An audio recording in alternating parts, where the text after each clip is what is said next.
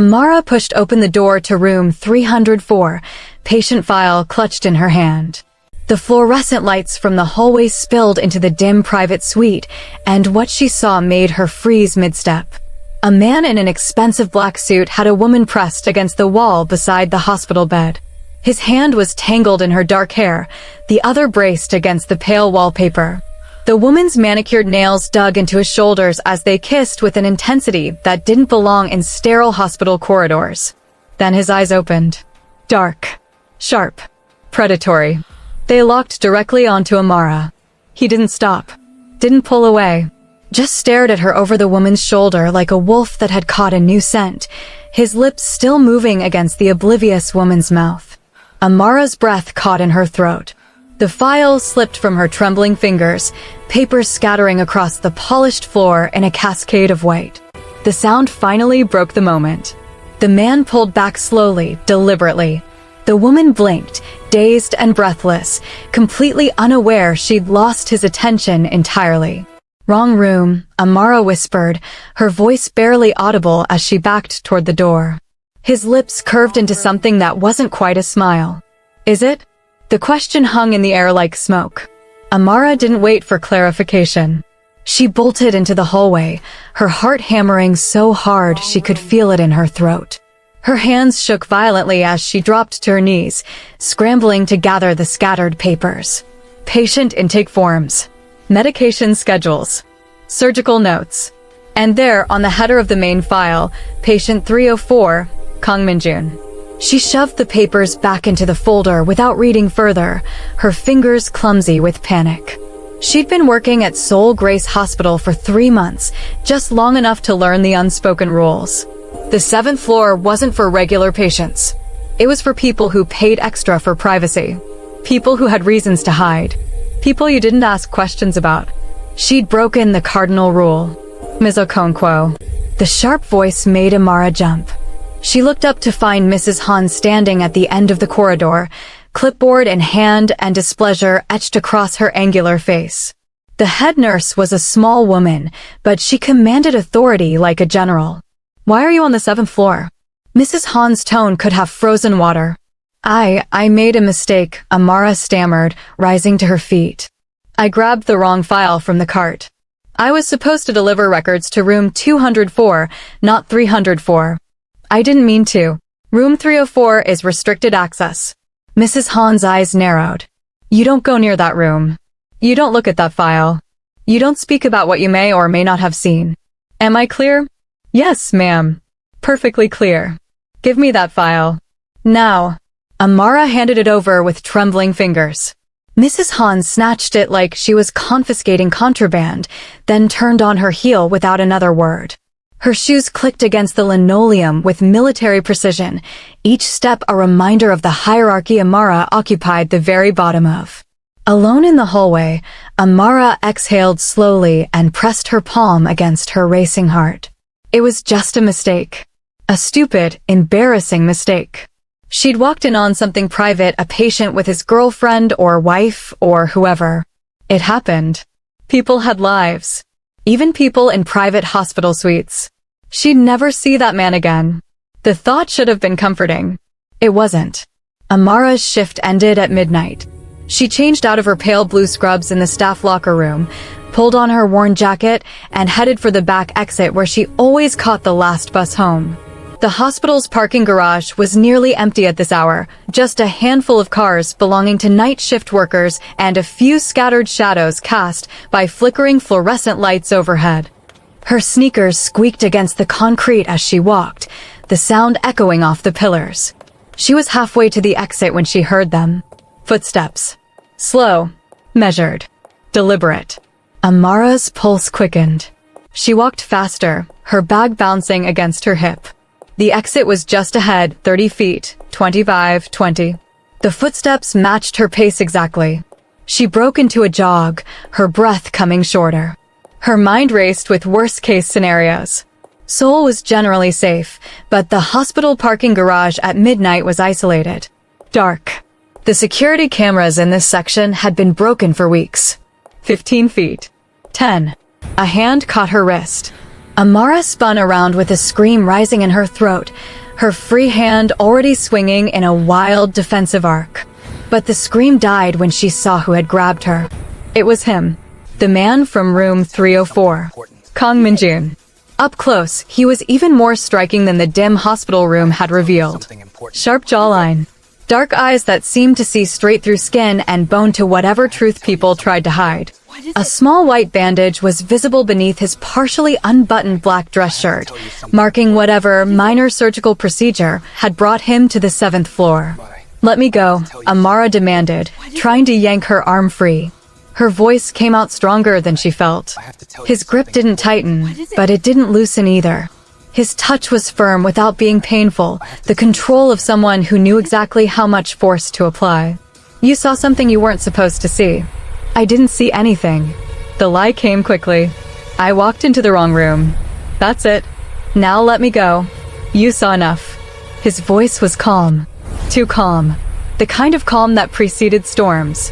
"I need to know what you're going to do about it." "Nothing. I'm not going to do anything." Desperation crept into her tone. "I don't even know who you are." His lips twitched with dark amusement. "Liar. You looked at the file."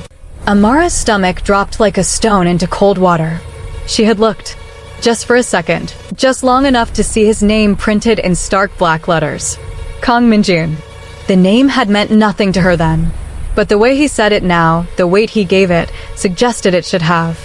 "I don't know anything," she insisted, hating how her voice shook. "I'm just a records clerk. I file paperwork and deliver charts. That's it. I don't care about your business or your life or whatever that was I walked in on. Please, just let me go home." Kang studied her for a long moment, his dark eyes moving across her face like he was reading a book written in a language only he understood. Then, impossibly, his fingers released her wrist. Amara stumbled backward, ready to run, her muscles coiled tight. "You can go," he said quietly. "But understand this, if you tell anyone what you saw tonight, I'll know. And I'll find you." It wasn't delivered as a threat. There was no raised voice, no aggression, no violence. Just a simple statement of fact, which somehow made it infinitely more terrifying. Amara didn't wait to hear more. She ran. Her feet pounded against the concrete as she sprinted toward the exit, not daring to look back. She burst through the heavy door into the night air, gasping, and didn't stop running until she reached the bus stop 2 blocks away. Only then did she allow herself to glance over her shoulder. The street was empty, but she couldn't shake the feeling that somewhere in the darkness, he was still watching. Before we continue, if you're loving this story so far, hit that subscribe button and give this video a like. Trust me, you won't want to miss what happens next. Now, back to Amara's story. For 3 days, Amara tried to forget. She went to work, filed papers in alphabetical order, delivered charts to the correct rooms, double and triple checking the numbers before she knocked. She kept her head down, avoided the 7th floor entirely, taking the long way around even when it added 10 minutes to her tasks. She told herself she was being paranoid when she felt eyes on her back in the hospital cafeteria. Told herself it was coincidence when she noticed the same black sedan 3 cars behind the bus on her commute home. Told herself the man in the dark suit reading a newspaper outside the convenience store near her apartment was just a businessman taking a break. But the feeling persisted. A constant prickling awareness that lifted every hair on the back of her neck. The sensation of being prey under a predator's patient gaze. On the 4th morning, Amara found them. Flowers. She nearly tripped over the bouquet sitting on her doorstep when she left for her morning shift. White lilies and black roses, arranged with unsettling precision in a crystalline vase. No card. No note. Just flowers that seemed to carry their own ominous message in the contrast of their colors, purity and death intertwined. Amara didn't touch them. She stepped carefully around the arrangement and called June, her roommate and the nursing student who'd helped her get the hospital job 3 months ago. "Maybe you have a secret admirer?" June suggested over the phone, her voice bright with the kind of optimism Amara usually appreciated but now found grating. "I don't want an admirer," Amara muttered, glancing back at the flowers as she locked the apartment door.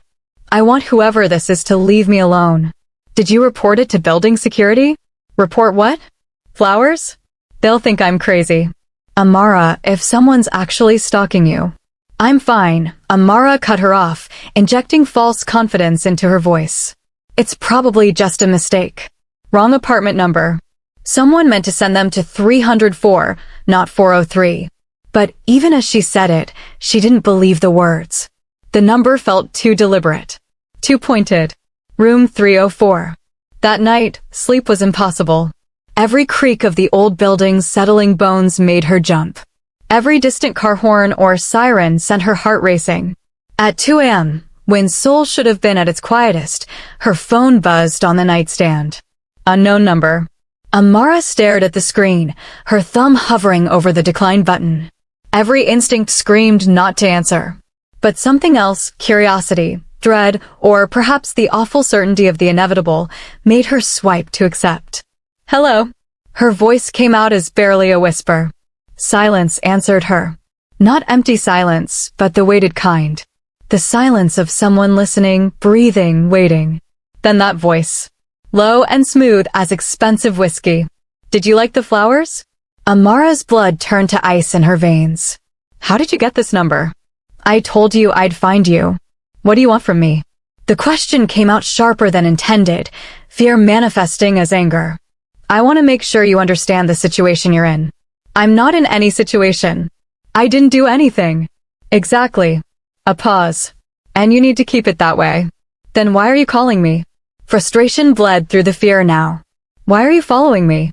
Just leave me alone. Another pause, longer this time. When Kang spoke again, his tone had shifted to something softer. Almost curious. Because you're interesting. I'm not. You didn't scream when you saw me. Didn't faint. Didn't cry or beg. There was something like approval in his voice. You just ran. Smart. But not smart enough to forget what you saw. I have forgotten, Amara lied. Another lie. A hint of amusement colored his words. You're terrible at lying, Amara. Her name on his lips made her skin prickle with something between fear and something else she refused to examine. Stop calling me. Stop following me. Just stop. I can't do that. Why not? Because the woman you saw me with that night? His voice dropped lower, almost gentle. She's dead. The line went silent except for the sound of Amara's own ragged breathing. Then he hung up. Amara didn't go to work the next day. She stayed in her apartment with the door locked, curtains drawn tight against the morning sun, and her phone turned off. The flowers still sat outside her door.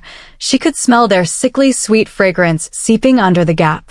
Jiu knocked twice, calling her name with increasing concern, but Amara didn't answer. She sat on her bed with her knees pulled to her chest, replaying Kang's words on an endless loop. She's dead.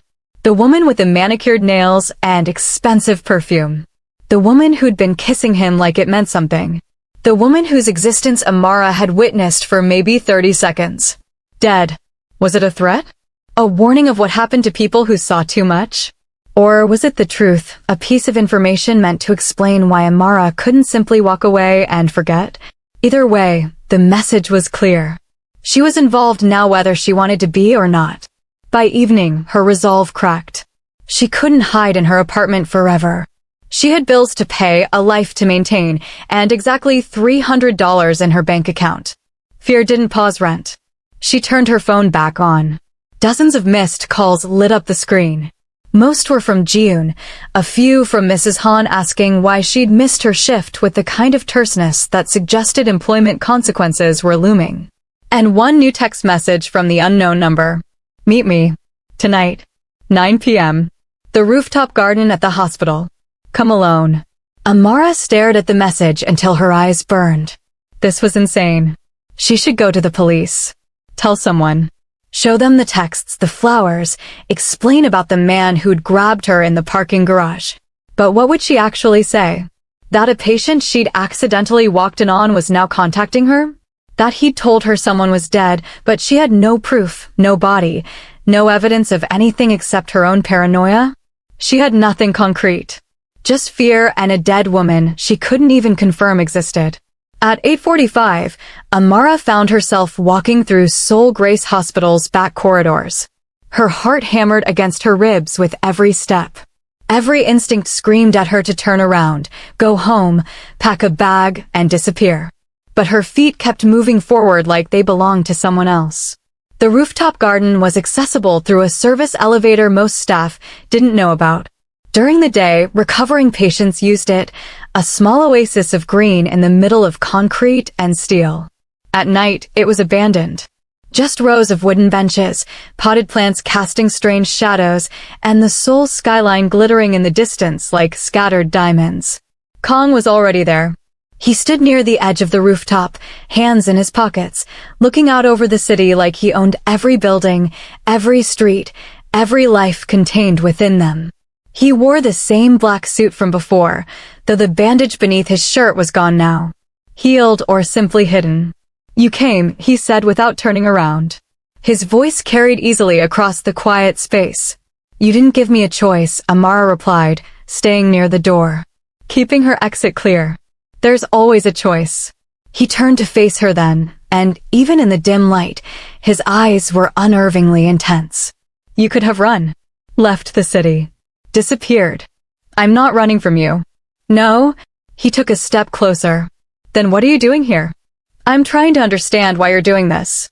Her voice came out steadier than she felt. "What do you want from me? Why can't you just leave me alone?" "I told you." "You're interesting." "That's not an answer." Kong stopped a few feet away, close enough that she could see the faint scar above his left eyebrow, the tension in his jaw, the way his eyes tracked every micro-movement she made. "The woman you saw me with that night, her name was Yuna. She worked for people who want me dead. She was sent to the hospital to kill me." Amara's breath caught. "And you?" "I didn't kill her." His voice was flat, emotionless. "But someone did. And now those same people think you're connected to me. They saw you leave my room that night. They know your name, where you live, where you work." Panic flooded through Amara's chest like ice water. "I'm not connected to you. I walked into the wrong room for 30 seconds. Doesn't matter what's true. Matters what they believe." He took another step forward. "And right now, they believe you're either my associate or my liability. Either way, you're a target." "So what?" Amara's voice rose despite her efforts to stay calm. "You're saying I'm in danger because of your mess? Because I made one stupid mistake." "Yes." The single word hit like a physical blow. No apology. No comfort. Just brutal honesty. "Then fix it." Desperation crept into her tone. "Tell them I'm nobody. Tell them I don't know anything." "I can't." His expression didn't change. "Because the moment I do that, they'll kill you just to make sure you can't talk. Can't testify. Can't become a problem later." Amara stumbled backward, her shoulder blades hitting the brick wall behind her. The weight of his words crushed down on her lungs, making it hard to breathe. "So I'm dead either way? Is that what you're telling me?" "Not if you stay with me." She stared at him, certain she'd misheard. "What?"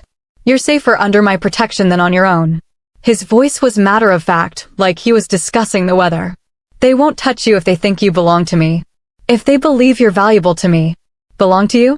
She laughed, but it came out bitter and slightly hysterical. "I'm not a possession. I'm a person with a life. In my world, you're whatever I say you are." His expression hardened, no trace of warmth remaining. "You walked into my life, Amara. You saw what you saw. Now you're part of it whether you like it or not." "I don't," she started to protest, but movement behind Kong caught her attention. The rooftop access door burst open with a bang that echoed across the space. 3 men in dark suits stepped out, and the moonlight glinted off the guns in their hands. Kong moved instantly, his body shifting to shield Amara, pushing her back against the wall behind him. "Get down," he ordered, his voice sharp and commanding. But Amara couldn't move, couldn't breathe, couldn't process what was happening fast enough. One of the men smiled. It was the kind of smile that belonged on a wolf, not a human face. "Cold, cruel, hungry. Kang Minjun," he said, his voice carrying a mocking lilt. "You've been harder to kill than we expected. I'll give you that." Kang's stance didn't change, but Amara felt the tension radiating off him like heat. "Tell your boss I'm not going anywhere." "Oh, we're not here for you." The man's smile widened as his gun shifted. aimed directly at Amara. "We're here for her." Time seemed to slow. Amara saw Kang's hand move toward his waist where a weapon must have been concealed. Saw the other two men raise their guns. Saw the first man's finger begin to squeeze the trigger. Then everything exploded into motion. Kang grabbed Amara and threw them both sideways just as the first shot cracked through the night air. They hit the ground hard, the impact driving the air from her lungs. More gunshots followed, sharp reports that made her ears ring. Kang rolled, pulling her with him behind a row of large planters that provided minimal cover. "Stay down," he hissed, and this time Amara obeyed. She pressed herself flat against the cold rooftop surface, her hands covering her head as bullets thudded into the planters above them. Soil exploded. Ceramic shattered. The smell of gunpowder filled the air. Kang returned fire. She heard the distinctive bang of his weapon, different from the attackers. How did he have a gun in a hospital? How is any of this real? "Move." Kang grabbed her arm and hauled her to her feet. "The stairs." "Now." They ran in a crouched sprint toward the emergency stairwell on the opposite side of the roof. Bullets chased them, sparking off metal railings and punching holes in the door as Kang shoved it open. They tumbled through, and he slammed it shut behind them, immediately dragging a nearby maintenance cart in front of it. "Go. Down." He pushed her ahead of him. Amara's legs felt like water, but she forced them to move, taking the stairs 2 and 3 at a time. Her breath came in ragged gasps. Behind her, she heard the rooftop door crash open again, the cart scraping across concrete as the men forced their way through. They reached the 6th floor landing when King suddenly stopped. He grabbed her hand and pulled her through the door into a darkened hospital corridor. The lights were dimmed for night mode, casting everything in eerie shadows. "This way." He led her quickly through a maze of hallways she didn't recognize. Staff corridors. Service passages. Routes that bypass the main areas where security cameras and night staff would see them. "How do you know?" she started to ask. "Not now." They reached a freight elevator. King jammed the button repeatedly until the doors opened. Once inside, he selected the basement level and the elevator lurched downward. In the confined space, Amara finally got a good look at him. His suit jacket was torn. There was a cut above his eye that leaked a thin trail of blood down his temple. But his hands were steady and his breathing was controlled. "Are you hurt?" he asked, his eyes scanning her quickly. Amara looked down at herself. Her jeans were torn at the knee. Her hands were scraped from hitting the rooftop. But nothing serious. "I don't think so." "Good." The elevator dinged. Basement level. The doors opened onto a dimly lit parking area, not the public garage where she'd been confronted before, but a restricted access zone for hospital administration and VIP patients. A black sedan was waiting, engine already running. An older man sat behind the wheel, his face weathered but alert. "Mr. Choi," Kang said by way of greeting as he opened the back door and ushered Amara inside. He slid in beside her and barely had the door closed before the driver accelerated smoothly toward the exit. Amara twisted in her seat to look back, half expecting to see the 3 men emerging behind them. But the basement remained empty except for shadows. "Who were they?" she finally asked, her voice shaking now that the immediate danger had passed. "Who's trying to kill us?" "The syndicate," Kang said simply, as if that explained everything. Maybe it did, in his world. "The organization I used to work for. The one I'm trying to leave." "Used to?" She stared at him. You were part of them?" "I was born into it." His jaw tightened. "My father built that empire. When he died, I inherited it. And I've spent the last 2 years trying to get out. And they won't let you. No one gets out. Not alive." The car merged smoothly into late-night Seoul traffic. Through the window, the city lights blurred past like distant stars. Everything looked so normal out there. People heading home from late shifts. Couples walking hand in hand. Food vendors closing up their carts. Regular life continuing while Amara's entire world had just shattered. "Where are we going?" she asked quietly. "Somewhere safe. My apartment is compromised. They'll have people watching it by now. My roommate will be safer if they don't think she knows anything." "Which she doesn't."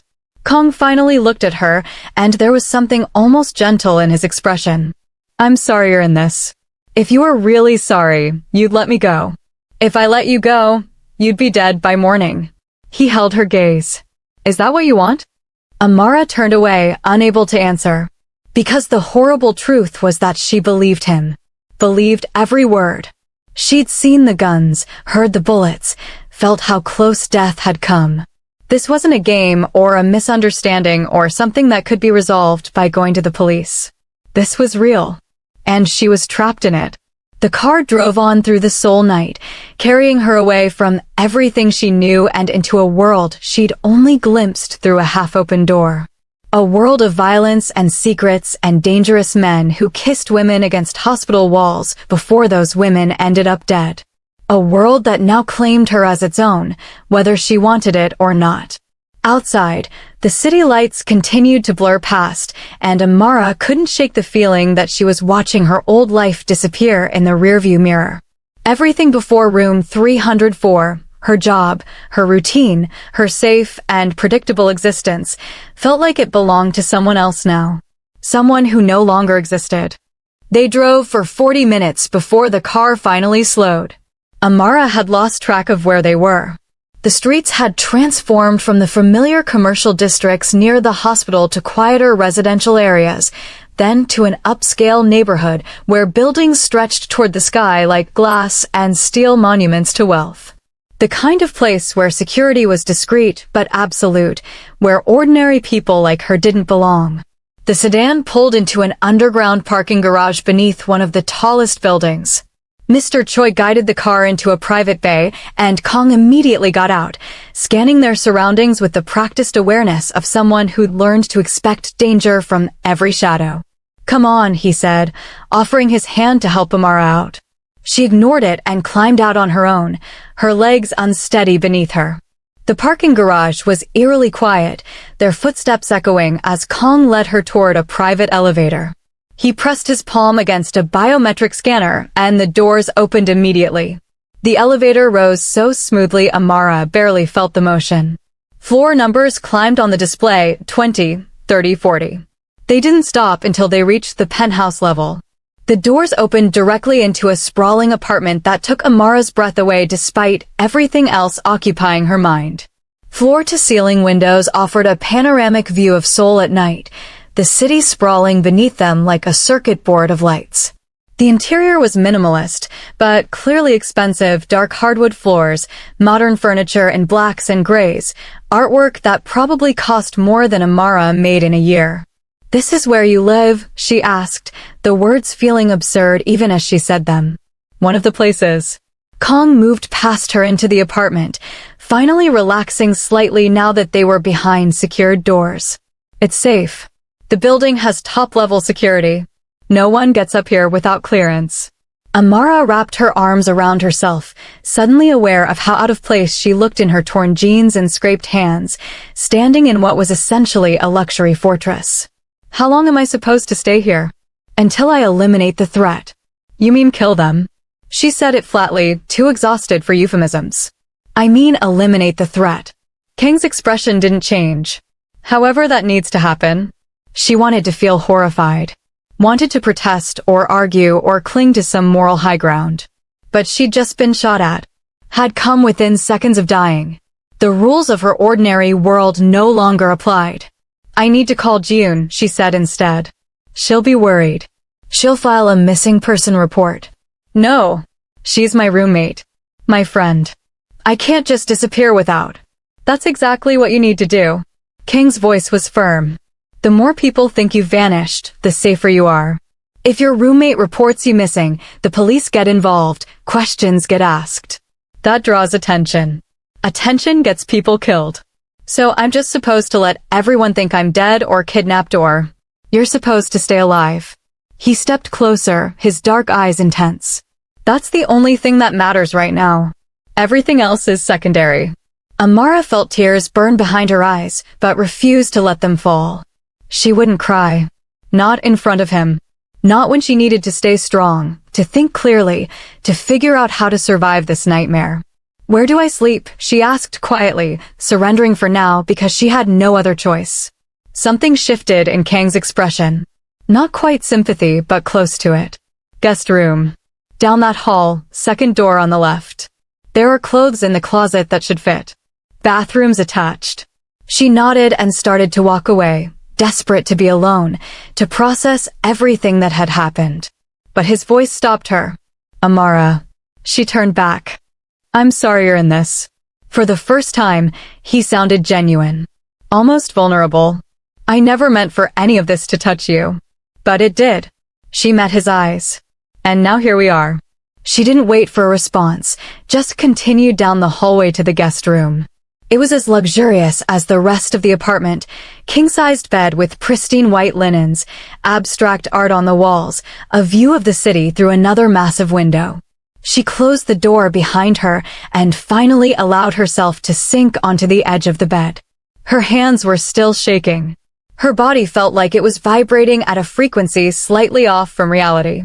The adrenaline that had carried her through the rooftop shooting and the escape was draining away, leaving her hollow and exhausted.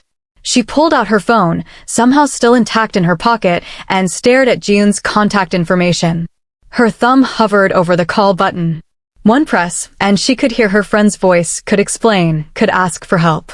But Kang's words echoed in her mind. Attention gets people killed. She powered the phone off completely and set it on the nightstand. Then she lay back on the bed, staring at the ceiling, and tried to remember what her life had been like 36 hours ago. Boring. Predictable. Safe. She'd complained about the monotony, about filing endless paperwork and delivering charts to unappreciative doctors. She dreamed of something more exciting. Be careful what you wish for. Amara must have fallen asleep eventually, because she woke to sunlight streaming through the windows and the smell of coffee. For a disoriented moment, she forgot where she was. Then reality crashed back and she sat up, her body aching from yesterday's impact with the rooftop.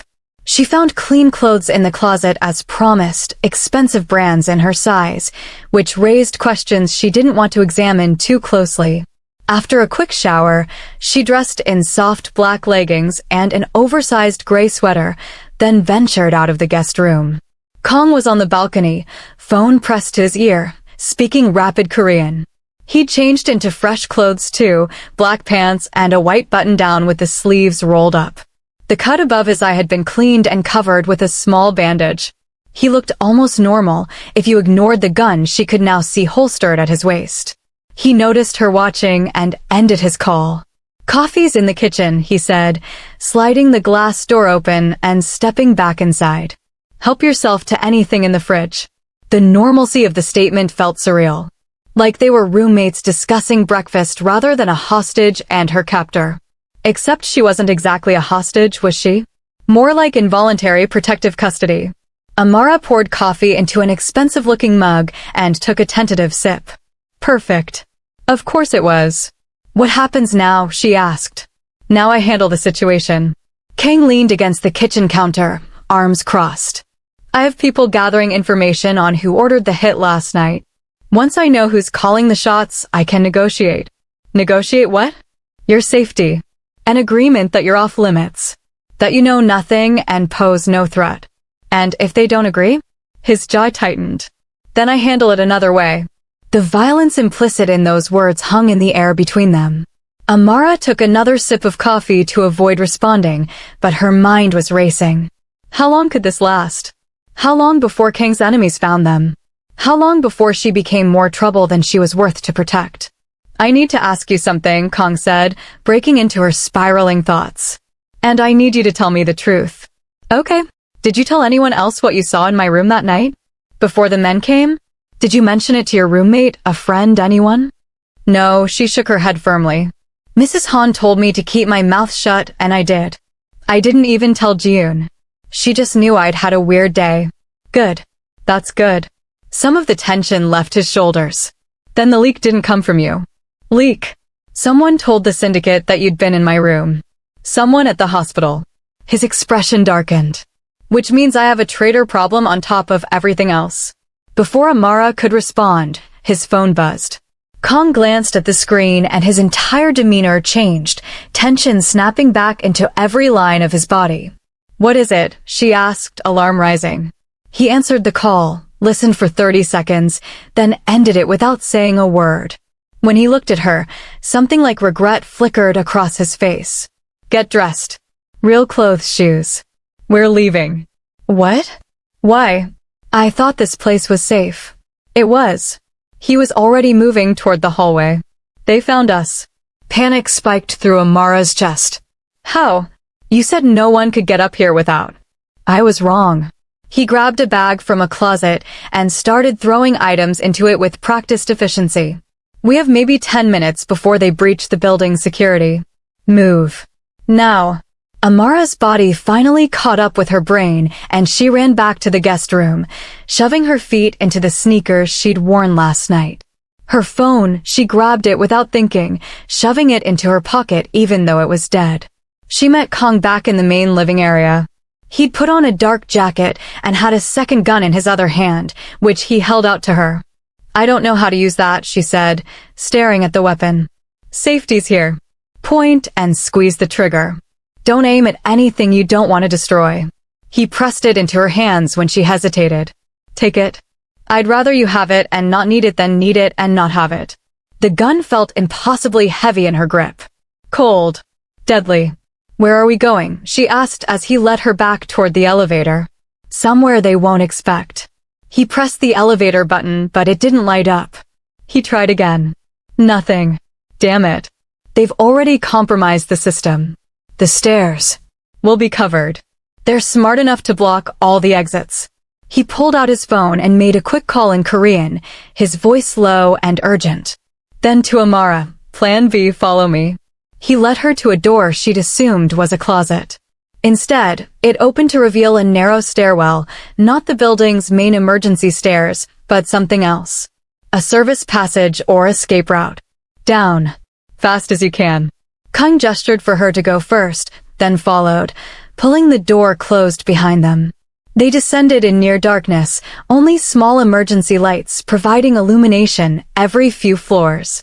Amara's footsteps echoed off concrete walls. Her breath came hard and fast, the gun weighing down her hand like an anchor. They'd made it down maybe 15 floors when she heard it. Footsteps above them. Multiple sets. Coming fast. "Don't stop," Kang said from behind her. "Keep moving." But there were more sounds now below them too. Voices echoing up the stairwell. They were trapped between two groups closing in from opposite directions. Kong grabbed her arm and pulled her through a door marked with a floor number she didn't catch. They emerged into a residential hallway, ordinary apartments where ordinary people lived ordinary lives. The normalcy felt like mockery. "This way." Kong moved quickly but quietly down the hall, checking door numbers until he found what he was looking for. He produced a key from his pocket and unlocked the door, ushering Amara inside before following and locking it behind them. The apartment was empty. Furnished, but clearly unoccupied, a safe house, she realized. "How many of these do you have?" she whispered. "Enough." He moved to the window, carefully pulling back the curtain to look down at the street below. His expression grew grimmer. "They've got the building surrounded. At least 20 men." 20. Amara felt the last of her hope crumble. "We can't fight 20 people. We're not going to fight them." He pulled out his phone again, typed something quickly. "We're going to wait." "Wait for what?" "For my people to even the odds." They stood in silence for what felt like hours, but was probably only minutes. Amara could hear movement in the hallways outside, doors opening and closing, voices speaking in Korean. The syndicate searching floor by floor. Kang's phone buzzed. He read the message, and some of the tension left his face. "They're here. My crew. 2 minutes and they'll engage the syndicate forces outside. When the shooting starts, we move." "Move where?" "There's a car waiting in the alley behind the building. We get to it, we get out." "That's the plan?" "Just run through a war zone." "You have a better one?" She didn't. Gunfire erupted outside, distant but unmistakable. Shouts. More shots. The sound of a firefight in the streets of Seoul. "Now." Kong grabbed her hand and they ran. Back into the hallway, down a different stairwell. through what must have been a maintenance exit. They burst out into an alley where the smell of garbage and exhaust mixed with the acrid scent of gunpowder drifting from the street. A car was waiting, engine running, driver's door open and empty. "Get in." Kong shoved her toward the passenger side. Amara scrambled in just as figures appeared at the mouth of the alley. Men in dark suits, guns raised. Kong fired twice and they scattered for cover. He threw himself into the driver's seat and the car rocketed forward, tires screaming against pavement. They shot out of the alley into chaos. Two groups of armed men were engaged in a full firefight in what should have been a peaceful residential street. Civilians were running, screaming, diving for cover. Bullets sparked off cars and shattered windows. Kong drove like a man possessed, weaving between stopped vehicles, taking turns so sharp Amara was thrown against the door despite her seatbelt. Behind them, two black SUVs gave chase. "Hold on," Kong warned, then did something that made Amara's stomach drop. He drove the car up onto the sidewalk, scattering pedestrians, then back down into traffic going the wrong way. Horns blared. Metal crunched as they sideswiped a delivery truck. But they were faster than their pursuers, more reckless, and Kong clearly knew these streets like he'd memorized every turn. After 10 minutes of heart-stopping pursuit, they finally lost the SUVs in a maze of narrow streets in what looked like an older part of the city. Kong pulled into a covered parking area beneath a decrepit-looking building and killed the engine. Silence except for their heavy breathing. "Are you hurt?" he asked, turning to look at her. Amara shook her head, not trusting her voice. "We can't stay here long. They'll keep searching. But we're safe for now." Safe. The word felt meaningless. How could she ever be safe again? King's phone rang. He answered in Korean, listened, and his face went completely still. When he finally spoke, his voice was colder than she'd ever heard it. He ended the call and turned to Amara with an expression that made her blood freeze. "What?" she whispered. "What happened?" "They took someone." His jaw clenched. "Your roommate. June. They grabbed her from your apartment an hour ago." The world tilted. No, you said she'd be safe if she didn't know anything." "I was wrong." He looked away, unable to meet her eyes. "They're using her as bait. They want to trade." "Trade for what?" King's silence was answer enough. "For me," Amara finished, her voice hollow. "They want to trade her life for mine." He didn't deny it. Before Amara could process this new nightmare, King's phone buzzed with a message. He read it and his expression darkened further. "They're sending proof of life." He turned the phone so she could see. The image on the screen made Amara's blood turn to ice. June, bound to a chair in what looked like a warehouse. Her face was bruised, one eye swollen shut. There was blood on her shirt. She looked terrified. And standing behind her, gun pressed to the back of her head, was a man Amara had never seen before. Expensive suit. Cold smile. Eyes that held no humanity at all. A new message appeared beneath the photo. Midnight. The docks. Bring the girl. Come alone. Or your friend dies screaming. Amara stared at the image, at her best friend's terrified face, and felt something inside her break and reform into something harder. "We're going," she said, her voice steady despite the terror coursing through her veins. "Amara, we're going. I'm not letting June die because of me. It's a trap. They'll kill you both." "Maybe." She finally looked at him, and whatever he saw in her expression made him go quiet. "But she's there because of me. Because I walked into your room. Because I saw what I saw. This is my fault. This is the syndicate's fault. I don't care whose fault it is." She cut him off. "I care about saving my friend. So either help me or get out of my way." Kang stared at her for a long moment. Then, incredibly, he smiled. It was small and grim, but genuine. "You're braver than you think," he said quietly. "I'm terrified. Bravery isn't the absence of fear. It's doing what needs to be done despite it." He started the car again. "We have until midnight. That gives us 8 hours to prepare." "Prepare how?" "To walk into their trap." His eyes met hers, dark and determined. "And spring one of our own. Will Amara save Jiayuan? Or is this the end?" Part 2 coming soon. Subscribe now or you'll miss what happens next.